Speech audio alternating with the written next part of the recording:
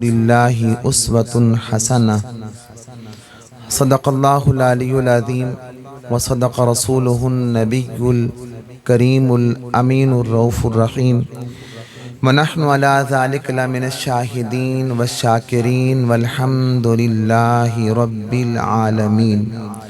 وقال اللہ تعالی فی شان حبیبہ ومحبوبہ صلی اللہ تعالی علیہ وسلم ان اللہ وملائکتہ یصلون علی النبی یا ایہا الذین آمنوا صلوا علیہ وسلموا تسلیما۔ الصلاة والسلام علیکہ یا سیدی یا رسول اللہ وعلا آلکہ واصحابکہ یا سیدی یا حبیب اللہ۔ گونج پہ جو اتی ہوا سارے دوستوں مل کے ذرا پڑھیں۔ الصلاة والسلام علیکہ یا سیدی یا رحمت للعالمین وعلا آلکہ واصحابکہ یا سیدی یا خاتم النبیین۔ سائے میں تمہارے ہیں قسمت یہ ہماری ہے۔ ہم سب آقا کریم علیہ السلام کی امت بھی ہیں، الحمدللہ غلام بھی ہیں، اور یہ آرزو بھی ہے کہ ہم اللہ کے محبوب کے رحمتوں بھرے سائے میں رہتے ہیں، اور یہ قسمت ہماری اس امت کی ہے کہ جس کو سب سے آخر میں آنے کا موقع ملا، لیکن شان یہ ہے کہ سب سے پہلے رب تعالیٰ جنت اس امت کو عطا فرمائے گا، اس لیے کہ سائے میں تمہارے ہیں قسمت یہ، بالکل کوئی شک نہیں، قسمت یہ ہماری ہے، مل کے پڑھنے سائے میں تمہارے ہیں قسمت یہ ہماری ہے، قربان دل و جان ہے یہ شان تمہاری ہے، قربان دل و جان ہے یہ شان تمہاری ہے۔ اور ہمارا کیا ہے؟ کیا پیش کرے آقا، کیا چیز ہماری ہے، کیا پیش کرے آقا، کیا چیز ہماری ہے، یہ دل بھی تمہارا ہے، یہ جان بھی تمہاری ہے، یہ دل بھی تمہارا ہے، یہ جان بھی تمہاری ہے، قربان دل و جان ہے یہ شان تمہاری ہے۔ حضرات ذی وقار، آج کی یہ بابرکت بارونق روح افزا محفل کا انعقاد ہمارے محترم جناب محمد صدیق گجر اور ان کے صاحبزادگان خصوصاً بھائی محمد عدیل طاہری صاحب کے گھر میں انعقاد پذیر ہے۔ اللہ تعالی ہم سب کو اس محفل میں نازل ہونے والے فیض اور برکات سے بھرپور حصہ نصیب فرمائے۔ آیت کریمہ تلاوت کی آپ حضرات کے سامنے، جس میں رب تعالیٰ نے پیغام دیا کہ اے لوگو، حضور تاجدار انبیاء، حضور سرور کونین، امام الانبیاء، سرور قلب و سینہ، راحت جان اور سرور دو عالم، نور مجسم، شفیع معظم صلی اللہ تعالی علیہ وآلہ آلہ و اصحابہ بارک وسلم کی حیات طیبہ تم سب کے لیے بہترین نمونہ ہے، بہترین نمونہ۔ اگر کسی کو اپنا فالو بنانا ہے، کسی کو اپنا آئیڈیل بنانا ہے، تو یاد رکھیے دنیا میں بڑے حسین ہوں گے پر میرے مصطفیٰ سے زیادہ حسین کوئی نہیں ہے۔ دنیا میں بڑے خوبصورت ہوں گے پر میرے مصطفیٰ کریم سے زیادہ خوبصورت کوئی نہیں۔ دنیا میں بڑے عالم ہوں گے پر میرے مصطفیٰ کریم سے بڑا عالم کوئی نہیں۔ دنیا میں بڑے سخی ہوں گے پر میرے مصطفیٰ سے بڑھ کر سخی کوئی نہیں۔ دنیا میں بڑے متکلم ہوں گے، مبلغ ہوں گے، مدرس ہوں گے، مفسر ہوں گے، محدث ہوں گے، لائنیں لگی ہوں گی صفتوں کی، لیکن ساری صفتیں جا کر قدم مصطفیٰ میں جا کے قربان ہو جاتی ہیں، کیونکہ ان سے بڑھ کر نہ کوئی مبلغ، ان سے بڑھ کر نہ کوئی مفسر، ان سے بڑھ کر نہ کوئی محدث، ان سے بڑھ کر نہ کوئی حسین، ان سے بڑھ کر نہ کوئی عالم، ان سے بڑھ کر نہ کوئی سخی، ان سے بڑھ کر نہ کوئی بہادر، ان سے بڑھ کر نہ کوئی۔ کائنات کے اندر جتنی خوبیاں ہیں ان سب سے خوبیوں کے سب سے زیادہ مالک میرے مصطفیٰ کریم علیہ السلام ہیں۔ کیوں؟ اس لیے اگر بات کریں آقا کریم علیہ السلام کی حسن کی، تو آپ کے بارگاہ کے بہت ہی پیارے نعت گو شاعر سیدنا حسان بن ثابت رضی اللہ تعالیٰ عنہ، جن کو میرا آقا کریم علیہ السلام خود فرماتے ہیں حسان سامنے بیٹھو اور ہماری نعت سناؤ۔ کیا شان اس صحابی کی بھی جس کو مصطفیٰ کریم خود کہیں آئے میری نعت سناؤ آ کر، اور کیا شان آقا کریم علیہ السلام کی ان کلمات کی کہ جن کلمات کو سیدنا حسان بن ثابت ترتیب دے کر کس انداز میں اپنے آقا کے حسن کے تذکرہ فرمائے۔ حسان بن ثابت کہتے ہیں لم ترقت عینی واحسن منک لم ترقت عینی واجمل منک لم تلد النساء۔ ترجمہ سماعت فرمائیں، واحسن منک لم ترقت عینی، آپ سے زیادہ حسین آقا، آپ سے زیادہ حسین میری اس آنکھ نے کسی کو نہیں دیکھا۔ حسان بن ثابت دنیا پھرے ہیں، جنگوں میں گئے ہیں، غزوے میں گئے ہیں، سفر تجارت بھی کی ہے، زمانہ بھر کے سارے لوگوں کو دیکھا، حسینوں کو دیکھا، لیکن فرمایا آقا میں نے ساری دنیا چھان ماری پر میری آنکھ نے تم سے زیادہ کبھی کسی کو حسین دیکھا ہی نہیں ہے۔ اور اگلی بات تو بالکل ختم کر دی نا، وَأَحْسَنُ مِنْكَ لَمْ تَرَكَتُ عَيْنِي، آقا آپ سے زیادہ حسین میری آنکھ نے نہیں دیکھا۔ کیوں نہیں دیکھا؟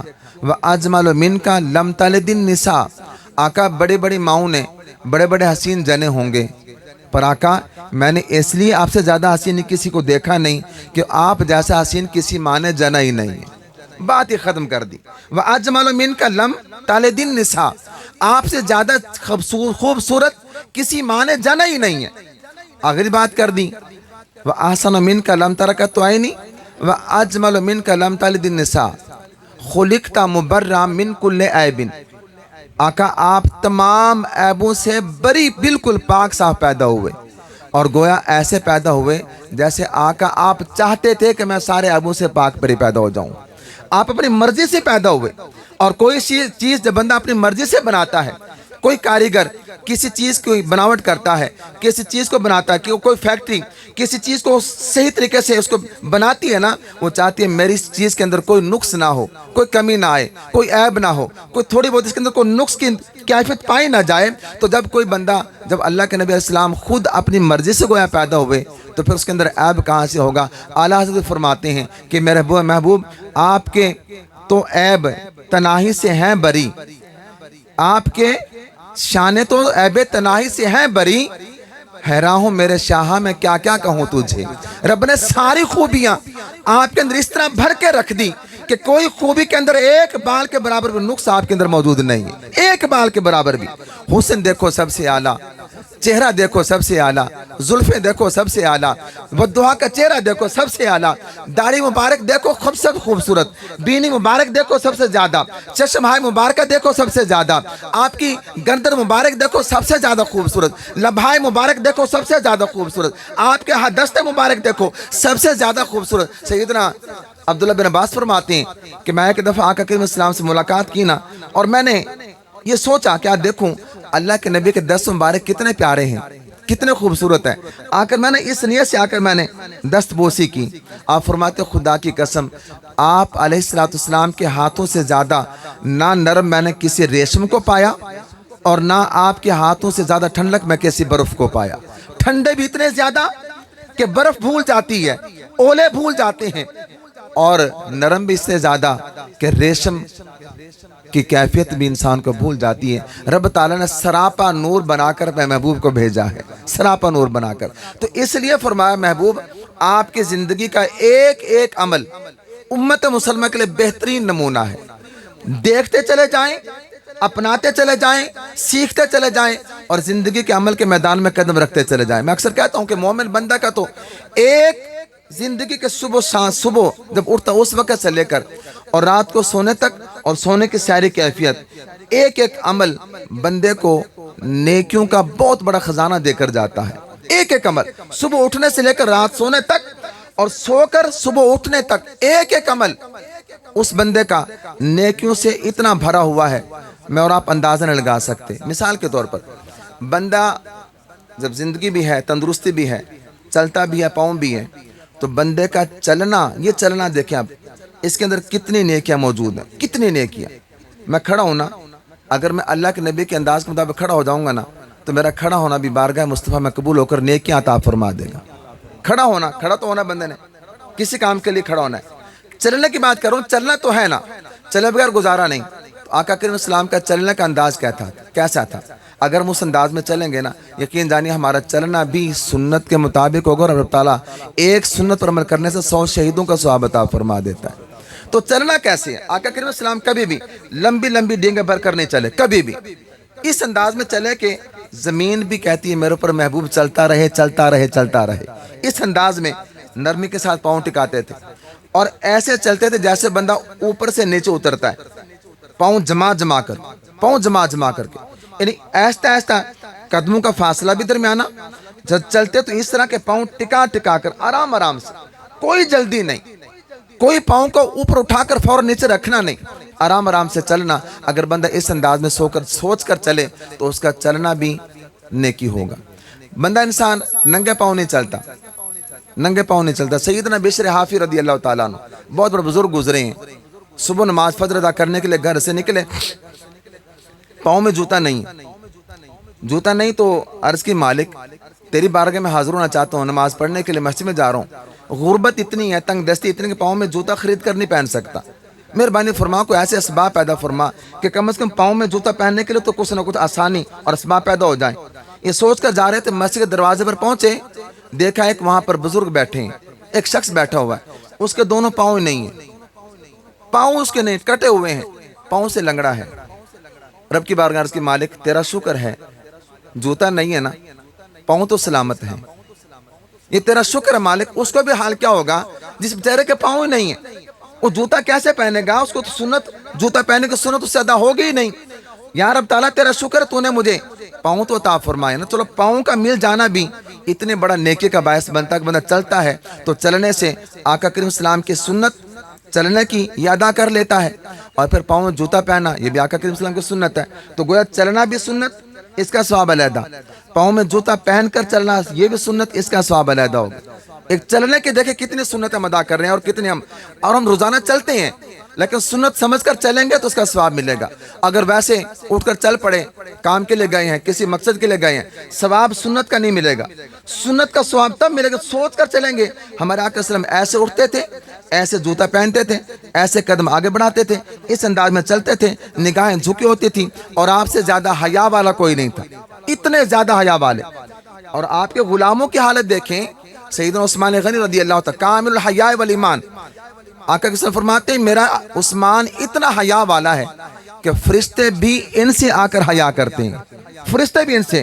تو جب اللہ کے نبی کے غلاموں کے حیا کا عالم یہ ہے کہ فرشتے آسمان کے ان کا حیا کریں، تو پھر ان کے محبوب اکرم کا حال کتنا عجب ہوگا، کتنے حیا والے ہوں گے۔ آقا علیہ السلام جب چلتے تھے تو نگاہیں ہمیشہ نیچے جھکی ہوتی تھی، کبھی نیچے آنکھ اوپر اٹھا کر چلے ہی نہیں۔ جب بھی چلنا ہے آنکھیں نیچے ہیں، نگاہیں جھکی ہیں، اور پاؤں ایسے ایسے اٹھا کر چل رہے ہیں، تو گویا چلنا بھی ثواب، جوتا پہن کر چلنا بھی ثواب، نگاہیں جھکا کر چلنا بھی ثواب، تین ہو گئی۔ آقا کریم صلی اللہ علیہ وسلم کو فرمان مقدس سماعت فرمائیں اور زندگی کے اس عمل کے میدان میں قدم رکھیں۔ میرے آقا فرماتے ہیں جس بندے نے چلتے ہوئے دائیں بائیں سے آنے والے کو، گزرنے والوں کو کم سے کم 10 بندوں کو دن میں سلام کیا۔ کتنے بندوں کو بولے ذرا؟ 10 بندوں کو سلام کیا۔ یہ میں نے علامہ عباس رضوی صاحب ہیں جو اس وقت دبئی کے بہت بڑے خطیب ہیں اور وہاں کے محکمہ اوقاف کے یوں کہہ لو کہ صدر ہیں، چیئرمین ہیں، ان کی تقریر کے گفتگو میں الفاظ سنے تھا۔ فرماتے ہیں کہ 10 بندوں کو جو بندہ روزانہ سلام کرتا ہے رب تعالیٰ اس کے اوپر جنت کو واجب کر دیتا ہے۔ کتنا مشکل کام ہے بھائی، مشکل ہے نا؟ بولے ذرا، مشکل تو نہیں نا؟ کتنا آسان عمل ہے، لیکن ہم اس کام سے بھی دور رہتے ہیں۔ کیوں؟ واقفیت نہیں، پتہ ہی نہیں، علم نہیں اور شعور نہیں۔ گزر رہے ہیں، آنے والا آ رہا ہے، یہ جانے والا جا رہا ہے، لیکن اگر صرف یہ کہہ دیں السلام علیکم ورحمۃ اللہ وبرکاتہ، اس کے اوپر بھی 23 نیکیاں علیحدہ ملیں گی۔ اور رب تعالیٰ اگر 10 بندوں کو اس بندے نے دل میں سلام کر لیا تو رب تعالیٰ اپنے کرم سے جنت کا تحفہ بھی عطا فرما دے گا۔ تو چلنے کی سنت دیکھ لیں اب آپ، چلنا بھی سنت، پاؤں میں جوتا پہننا سنت، اس کے بعد نگاہیں جھکا کر چلتے رہنا یہ بھی سنت، آنے جانے والوں کو سلام کرنا یہ بھی، بولے ذرا، یہ بھی سنت ہوگی۔ اگلی بات دیکھیں، میرے آقا کریم صلی اللہ علیہ وسلم فرماتے ہیں کہ میرے پاس میری امت کے اعمال صبح و شام پیش ہوتے ہیں، صبح و شام میری امت کے اعمال پیش ہوتے ہیں میرے پاس۔ فرماتے ہیں سب سے چھوٹا عمل جس کو بندہ سمجھتا چھوٹا عمل ہے وہ میرے پاس پیش ہوتا ہے۔ میں اپنی امت کے اس چھوٹے سے عمل کو دیکھ کر میں اللہ کی بارگاہ میں شکر ادا کرتا ہوں، مالک میری امت کے اندر اتنا جذبہ ہے کہ چھوٹے سے چھوٹے عمل کو بھی کر گزرتی ہے۔ حالانکہ چھوٹا عمل بندہ کہتا ہے چل چھوڑ یار، چھوٹا سا عمل کیا فائدہ کرنے کا، لیکن نہیں، تیرا چھوٹا سا عمل امتی ہو کر کرنا بارگاہ مصطفیٰ میں فوراً پہنچ جاتا ہے، اور میرا آقا سلام خوش ہوتے ہیں۔ کون سا ہے سنیں ذرا، میرا آقا فرماتے ہیں کہ جب بندہ گزر رہا ہو، راستے میں چل رہا ہو، چلتے چلتے راستے کی رکاوٹوں کو دور کر دینا۔ کوئی پتھر پڑا ہے، کوئی کانٹا پڑا ہے، کوئی اینٹ پڑی ہے، راستہ خراب ہے، اس کو صاف کر دیا، پتھر اٹھا کے سائڈ پہ کر دیا، کانٹا جھاڑی کو اٹھا کر سائڈ پہ کر دی تاکہ کسی گزرنے والوں کو سکون ملے اور تکلیف نہ پہنچے۔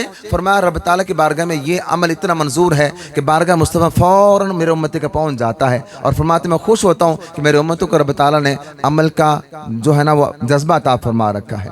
تو کتنے ثواب ہو گئے۔ ایک چلنے کی سنت دیکھ لیں، چلنا بھی سنت، پھر جوتا پہن کر، اچھا جوتا پہننے کی بھی اپنی سنت ہے، پہنا تو ہم نے ہے، پہننے بغیر گزارا نہیں۔ تو میرا آقا فرماتے ہیں سب سے پہلے آپ دائیں پاؤں کا جوتا پہنیں، الٹے پاؤں کو جوتے کو اوپر رکھیں ایسے، اور دائیں پاؤں کا جوتا پہلے پاؤں میں پہنیں، یہ سنت ہے۔ نکالنا ہے تو اس کو الٹ کر لیں آپ، پہلے آپ الٹا پاؤں نکال لیں اور پھر سیدھا پاؤں باہر نکالیں، پہلے سیدھا پاؤں داخل کیا تب آخر میں سیدھا پاؤں باہر نکالنا ہے۔ تو یہ سنت ہے، جوتا پہننا بھی سنت ہے، اس کا بھی ہمیں ثواب علیحدہ سے ملے گا۔ پھر اتارنا بھی سنت ہے، اس کا علیحدہ ثواب ملے گا۔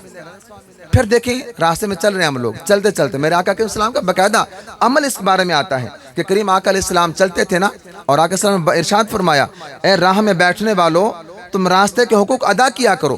صحابہ نے پوچھا یا رسول اللہ راستے کے کیا حقوق ہو سکتے ہیں؟ میرا آقا فرماتے ہیں اگر راستے میں کوئی بندہ جا رہا ہے، اس کے پاس بوجھ زیادہ ہے اور بوجھ اٹھا کر اپنے سر پہ نہیں رکھ سکتا، تم ہاتھ لگا کر اس کا بوجھ سر پہ رکھ دو، رب تعالیٰ تمہیں اس کا بھی اجر عطا فرما دے گا۔ اور اکثر ایسے ہوتا بھی ہے راستے میں، کوئی گاڑی والا ہے، کوئی موٹر سائیکل والا ہے، کوئی سائیکل والا ہے، کوئی ریڈی گاڑی، کوئی رکشے والا ہے، سامان نہیں اٹھایا جا رہا، یا گر گیا یا سلپ ہو گیا ہے، آگے بڑھ کر اس کا ساتھ دیں، اس کے ساتھ سامان اٹھائیں اور رکھوائیں، فرمایا تمہیں اس کا بھی رب تعالیٰ اجر عظیم عطا فرمائے گا۔ حضرات ذکر بے شمار باتیں ہیں، علم کی کمی کوئی نہیں۔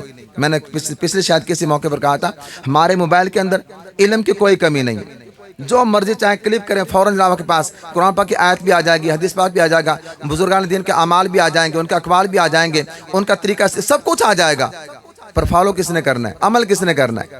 علامہ اقبال نے اس لیے فرمایا تھا، عمل سے زندگی بنتی ہے، جنت بھی جہنم بھی، یہ خاکی اپنی فطرت میں نہ نوری ہے نہ ناری۔